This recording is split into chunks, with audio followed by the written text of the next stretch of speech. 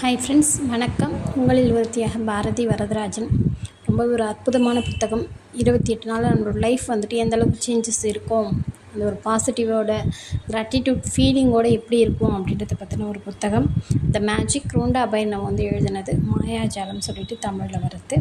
இதோட முடிவு வந்துட்டு, அதாவது முடிவுன்னு சொல்ல முடியாது, நம்மளோட வாழ்க்கையோட தொடக்கம் தான் இது வந்து சொல்லணும். நன்றி உணர்வு தான் இது எல்லாத்துக்குமே ஒரே ஒரு விடை அப்படின்னு சொல்லிட்டு நம்மளோட ஆத்தர் வந்துட்டு சொல்கிறாங்க. முடிஞ்சு போன எந்த விஷயமா இருந்தாலும் இந்த நன்றி உணர்வோடு நம்ம வந்து ஃபீல் பண்ணும்போது கண்டிப்பாக அந்த ஒரு உறவாக இருக்கட்டும், பணமாக இருக்கட்டும், ஆரோக்கியமாக இருக்கட்டும், ஏன்னா நம்ம வாழ்க்கைக்கு இது 3 தான் வந்து மிகவும் அவசியம் இப்போ இருக்கக்கூடிய இந்த வாழ்க்கைக்கு. ஸோ இந்த லைஃபுக்கு இந்த கிராட்டிடியூட் ஃபீலிங்கோடு இருக்கும்போது எதை இழந்திருந்தாலும் கண்டிப்பாக நம்மக்கிட்ட வந்து சேரும் அப்படின்னு சொல்லலாம். அதுக்காக வந்துட்டு இறந்தவங்களை வந்து கூட்டிகிட்டு வர முடியுமானா கண்டிப்பாக முடியவே முடியாது. பட் அவங்களுக்காக ப்ரே பண்ணிக்கலாம். அவங்க போனதுக்கு நமக்கு அவங்களுக்கான நல்லதுன்னு சொல்லிட்டு நம்ம வந்து ப்ரே பண்ணிக்கலாம். ஸோ அது வேண்டவே வேண்டாம்.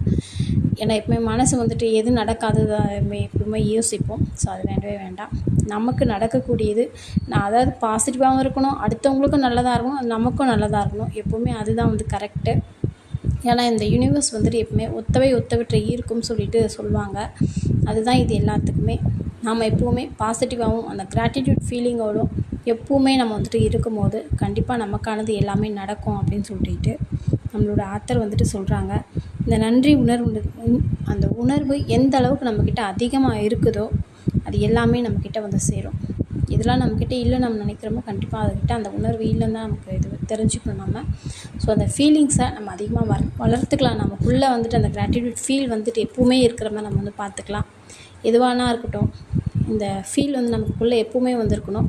ஒரு சின்ன ஒரு குட்டி ஒரு இது மட்டும்தான் இது.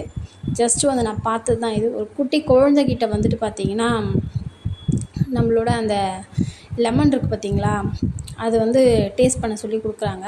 குட்டி குழந்த 2 இயர்ஸ் பேபி கொடுக்கும்போது என்ன பார்த்தீங்கன்னா, இங்கே இல்லை வெளிநாட்டில் கொடுக்கும்போது டேஸ்ட் வந்து எனக்கு பிடிக்கல, வேண்டாம் அப்படின்றது. பட் ஆனால் அதை அழகாக முடிக்கும்போது தேங்க்யூன்னு சொல்லிட்டு போகுது. ஸோ அந்த குழந்தைகிட்ட வந்துட்டு அந்த ஒரு உணர்வு வந்துட்டு அவங்க வந்து வளர்க்குறாங்க. இது வந்து நம்ம எல்லாருமே நம்ம குழந்தைங்ககிட்டயும் நம்ம வந்துட்டு இதை ஃபாலோ பண்ணலாம். இந்த ஃபீல் வந்துட்டு அந்த குட்டி பசங்கக்கிட்டேருந்தே வளர்த்து வரும்போது கண்டிப்பாக அவங்களோட லைஃப் வந்துட்டு நல்லாயிருக்கும். அதுக்காக தான் சொல்கிறேன். ஓகே.